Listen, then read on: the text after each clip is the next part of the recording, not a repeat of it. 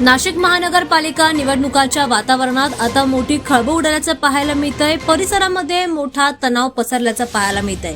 दरम्यान सिडको येथे पार पडलेल्या जाहीर सभेमध्ये गिरीश महाजनांनी शिंदे गटावर काही आरोप केलेत।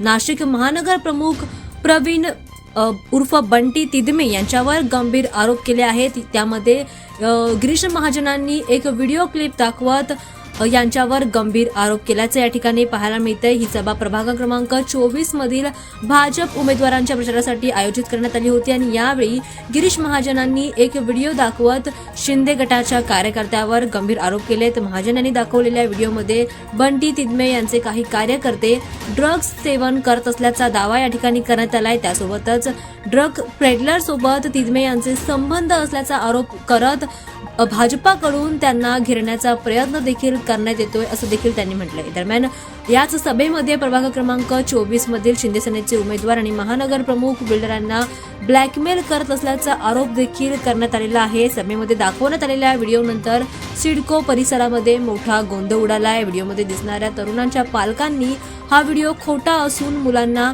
बदनाम करत असल्याचा प्रयत्न केला जातोय असं देखील म्हटलंय। त्यामुळे आता शिंदे गट यावर काय कारवाई घेणार हे पाहणं महत्त्वाचं ठरणार आहे। मात्र महानगरपालिका निवडणुकांच्या वातावरणात आता नाशिकमध्ये तणावाचं वातावरण पसरलेलं या ठिकाणी